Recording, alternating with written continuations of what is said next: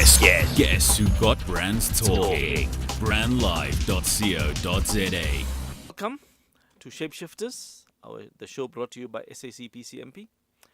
Just to give you an update on what's happening at SACPCMP, we just have a new registrar. His name is Butcher Matutle. He was a previous DDG at Department of Public Works. And soon we'll invite him to the show to come and talk to you about what his vision for the SACPCMP is. With us today in studio, we have Stephen Logan, who is the CEO of PrivySeal. For those of you who own PrivySeals or have PrivySeals, Stephen Logan is the person in charge of PrivySeal, and he's been working with us to make sure that registration is a credible process. Welcome to the studio, Stephen. Thank you so much, Yuven. Stephen, let's start by talking about you. Can you tell us about you, about your background? Well, yes, sure. I started off as a corporate lawyer, working both in Johannesburg for some big firms, and then went over to the UK and worked there. Okay. But I got tired and frankly almost burnt out by mergers and acquisitions and takeovers, and decided I'd go into from corporate to consumer law. Okay. So I helped the man in the street, and for several years I did quite a bit of work in the credit space. Okay. And my law practice, Logan attorneys at the time, Yes. did about 6,000 applications to the courts to relieve over-indebted consumers. Oh, So that was my background, consumer credit and particularly consumer advocacy. Oh, Yeah. that's interesting. And PrivySeal came about whilst you were a lawyer. Yes. Can you tell us a little bit about it? It's a very interesting story when I heard it first. Yeah, so it is a bit of a kind of probably quite a common thing that I got a phone call out of the blue from first one and then several people to say that they had deposited monies with us and that they wanted to know what we were doing, how were their cases going, Yes. and only to find that actually they'd deposited no monies with us, and they'd been scammed into believing they were dealing with us. Oh, So gosh. people were thinking that they were dealing with Stephen, but meanwhile they were dealing with somebody pretending to be me. Jeez. So that's what started PrivySeal, because Okay. it was at that point that I realized, there's no way that you can easily and quickly determine who is a qualified professional. Yes. And I wanted to try and tackle that problem and give qualified professionals a way to prove in real time that they actually are in good standing with their professional body. And who they say they are. Yeah, and who they say they are. Yes. Yeah. Tell us a little bit about PrivySeal. What exactly is a PrivySeal? So PrivySeal consists of two things. It's first an image that updates remotely. In other words, we issue this image, and the image only appears in the event that a person is actually qualified, that their facts as a registered person check out, they are in good standing. Yes. But that image can be embedded into email and websites and social media posts and frankly anything online. And the idea is that it links through, it's hyperlinked to a certificate. And the certificate likewise has more information about the registered person or the graduate or the licensee, and it also reflects the date and time when the information was last checked. Okay. So a PrivySeal is a very easy way to quickly determine at a glance Okay. whether a person is actually qualified and currently in good standing with their professional body or regulatory body. Okay. And the name PrivySeal has got a little bit of a history to it, not so? It does. Yeah. So I don't know if only lawyers know this, but PrivySeal is the personal seal of the king. It was first issued in the 1300s, and there was a Lord High PrivySeal. He used to run around, I imagine, after the king or queen of England, and stamp documents to prove that they are genuine documents. This really came from the king. Yes, yes. And that's really what we're all about. So Okay. we thought, well, better see if PrivySeal.com is available. Yeah. And fortunately it was. So it has an illustrious, there's actually still an office of the UK government, the Lord High PrivySeal. Yes, sure. That's very interesting. Now, Stephen, can you just give us a very brief outline as to how this whole PrivySeal process works? How does it work? Well, we go off to the professional bodies and regulatory bodies like the SACPCMP, And we say, look, you do your entire registration process and you are ensuring that the person actually is entitled to become a member or registered person. But at the very end of that process, they normally issue paper-based certificates.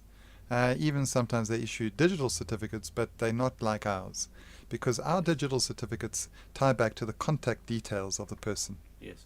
So we explain our process to them and how we can eliminate fraud and how we can increase their revenue by ensuring that registered persons or their professional members actually stay as professional members and continue to pay their fees. Yes. So we first of all have to get their agreement as a client. When we've done that, we have to do a data integration process to synchronize their membership data with our platform.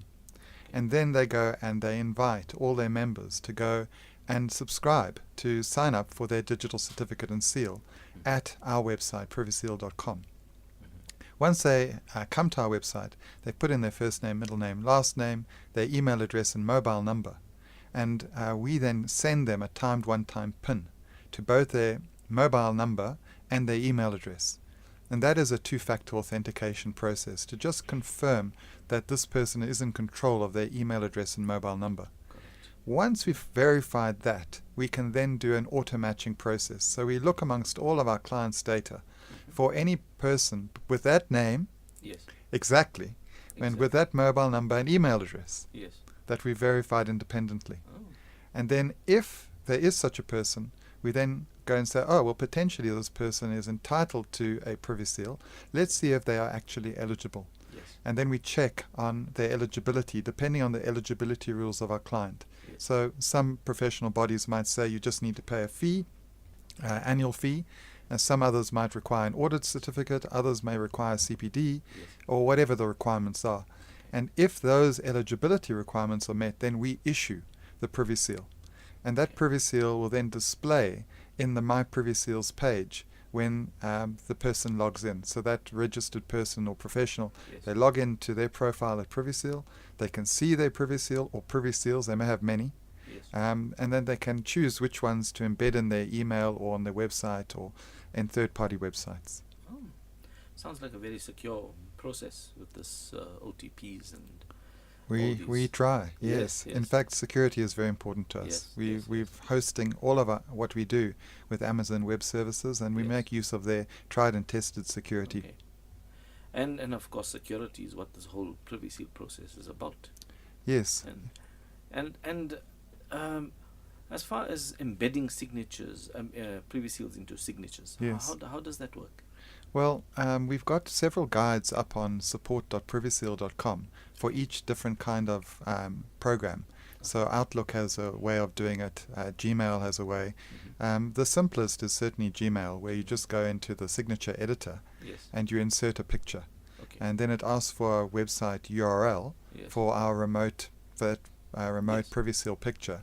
You just paste Yes. the URL that we give in there, and then it just pulls the PrivySeal image in to your signature. You then have to select the image and hyperlink it to the certificate, which is another URL. Okay. Outlook's a little bit more complicated, but not Yes. much. Yeah. It takes all of 2 minutes to do. To do. Oh, that sounds good. And so it's real time. So in other words, you could have a PrivySeal today, and tomorrow it could disappear if you don't comply. That's right. That's the main benefit for the professional regulatory bodies, is that in the event of non-compliance, immediately they put a flag into their data set. We pick up that flag, non-eligible, Yes. and consequently it's removed. Yes. And that's an immediate benefit for the registered person as well, because they know there's something wrong. And Absolutely, yeah. very frequently we display an error message that's specific to that flag. Yes. Oh, your CPD is not correct, or whatever the problem is, and then they are able to correct that. And they don't have to do anything. As soon as they've corrected the problem with their registered body, Yes. then their PrivySeal reappears. It's reissued. Oh, great. And the thing is with the real time email signature, will it apply to the email signature as well? Yes, so that's so- the benefit of it, is that it is real time. Yes. On the actual PrivySeal image itself, Yes. you'll see a date stamp. Yes. It will typically be the current date, Okay. with a time within 10 minutes of the real time that you're looking at it. But sometimes our clients set a longer period of time if they don't need it to be checked as frequently as that. So we have one or two clients where it only changes a couple of times in the day. But in most cases, the PrivySeal should reflect almost the current time, because that's when last the information was checked. Okay. And this PrivySeal is suitable for any professional body, right? So we've got several recognized professional bodies that make use of it, but in addition, it's really, the aim is also regulatory or statutory bodies, and potentially also academic bodies like universities or any kind of educational body. Right. Who was the guinea pig in this process? Who was the first? Who was the first client? My law society was the first client. I like to say it's the Law Society of Nelson Mandela and Mahatma Gandhi, the Law Society of the Northern Provinces. They were very kind. They allowed us access to their membership records, and we tried it out on a very small number of users. We provided a search facility and other things to them, and now we are moving over to providing our services to the Legal Practice Council. But they were the first. The Law Society has, as you know, been amalgamated. And then we were very fortunate to have the pleasure of working with the Institute of Directors in Southern Africa. And they were the next with their chartered directors.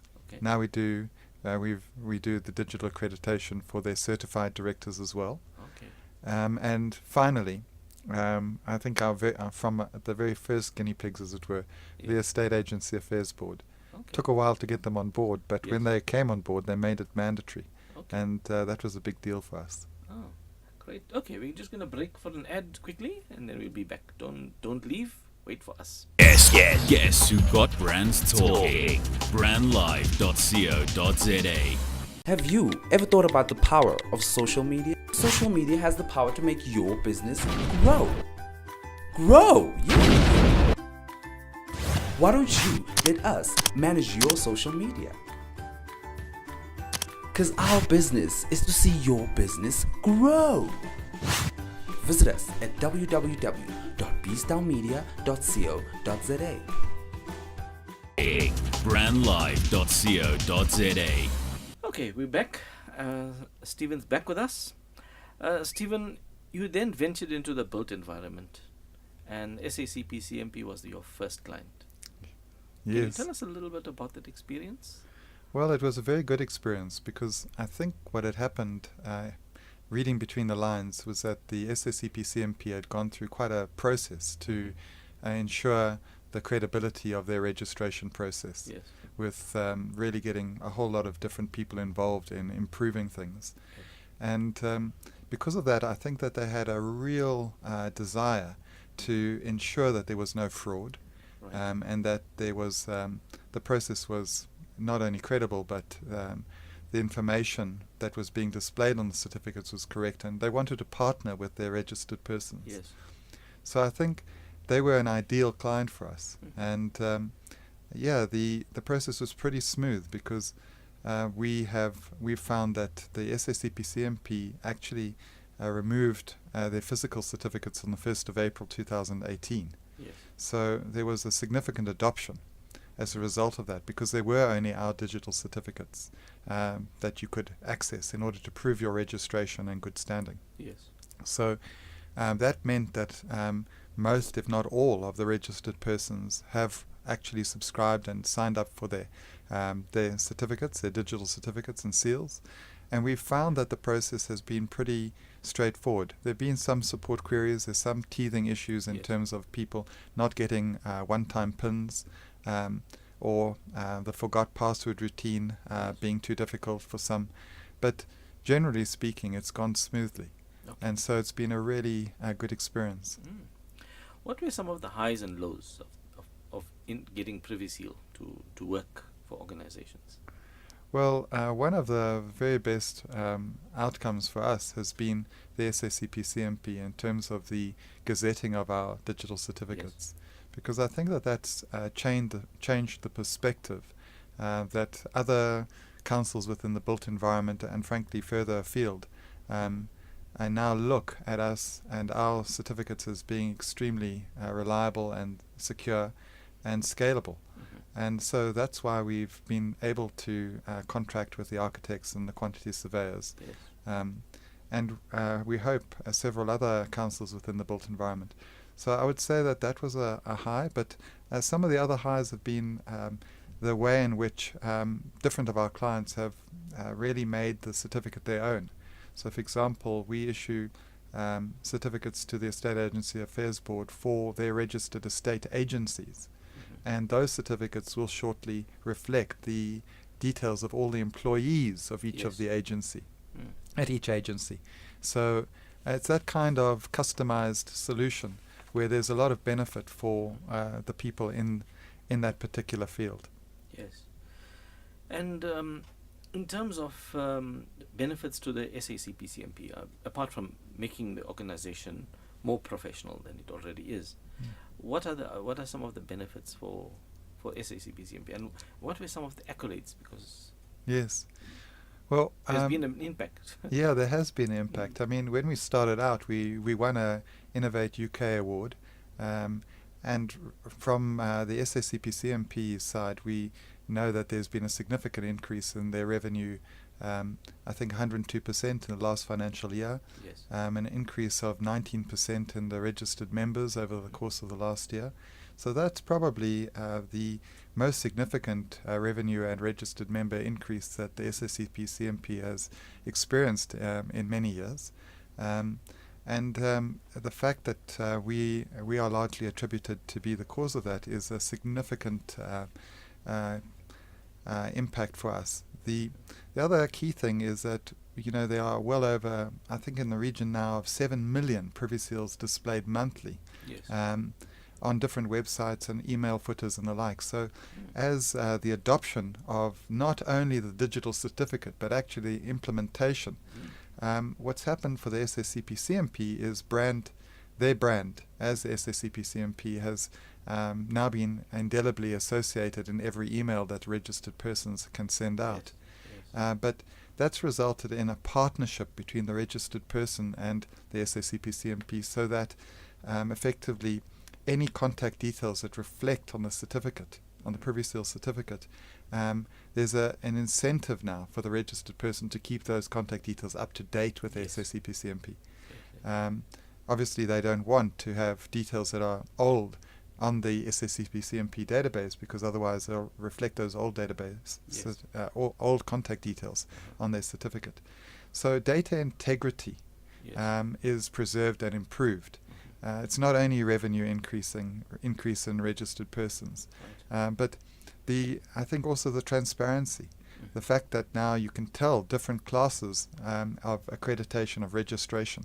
Okay. So at a glance you can see if someone's a candidate or if they are professional, and that's very important because we understand that in the past some people pretended to be fully qualified when they were only candidates. Yes.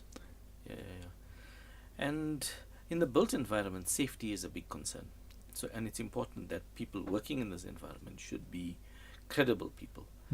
Would that be a consideration for the entire built, not only SACPCMP, but the entire built environment? Well, we are firmly of the view that we're operating within an ecosystem. Yes. And that ecosystem includes professionals from all different disciplines. So ideally, you want to know that you're dealing with credible professionals at every stage. And so there's a real need from a safety perspective that you're dealing with people who actually have done their CPD, that really know the latest safety techniques or whatever are the latest requirements from a regulatory perspective. So we feel very strongly that it's not just about increasing revenue for the registered body or increasing their membership, getting people to pay on time, making sure that they do their CPD and that sort of thing. The reality is that if you can make it very visible, make it transparent who you're dealing with, that they are actually qualified in their particular discipline, from an ecosystem perspective, the entire ecosystem becomes more professional. And that's why we're very excited that within the built environment we're actually speaking to these other councils and have signed up to other councils, because as a collective From a collective perspective, the different professionals can now look and say, oh, okay, I know I'm dealing with a registered professional in the construction management or safety space. And that should give them a whole lot more confidence that actually this project is going to be built to the appropriate specifications. Absolutely. Which other councils or bodies are thinking or have joined with PrivySeal, partnered with PrivySeal? So far it's the architects and the quantity surveyors that have actually signed up with us. Okay. We are really hoping that our work with the engineers in helping them design and talk about mobile applications could potentially see fruit as well. But yes, it's we will be launching quantity surveyors quite soon, and we've done the integration work for the architects. So it's really just a matter of their councils approving the final certificates and launching to their registrants. Yes. And what's been the reaction of SACPCMP registered persons? Have they embraced the PrivySeal, or did you get a little bit of resistance? I think from our experience, we generally find that there's a bit of a bell-shaped curve. Yes. Where most people will just sign up and make use of it and see it as a benefit. Yeah. And then we find that on either side, we have the extreme adopters who are delighted, and we have a few that are nonplussed, don't understand, or just find it difficult in some way. There are, of course, always some registered persons who battle with IT. Yes. And then you've got to handhold them and help them along. Yeah. But by and large, a very, very positive response. Yes. And we think that over time it will be more and more positive as people realize it's a competitive advantage.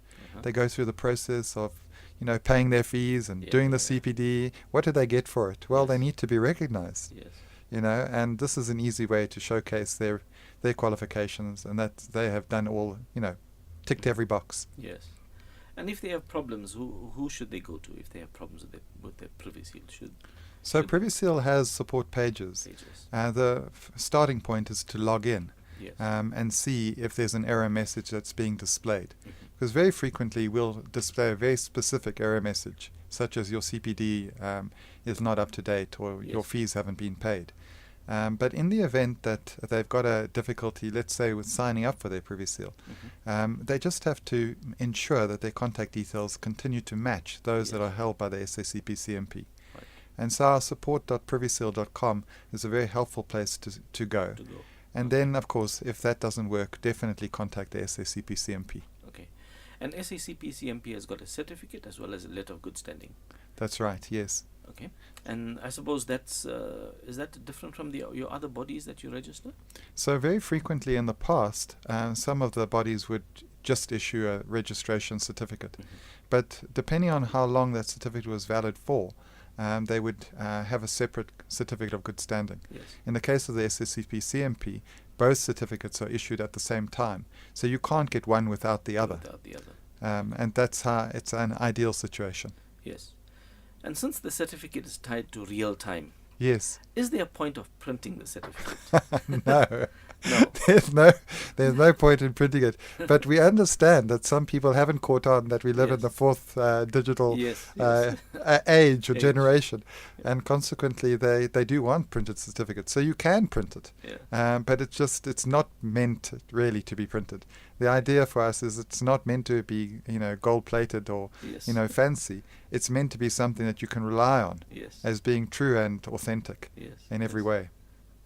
Thank you, Stephen. It was a very informative session, and we wish you well going forward with the PrivySeal. We hope that everybody in the built environment embraces your idea, and let's hope we get them all to take on PrivySeal. Thank you very much. It's a pleasure. Thank you.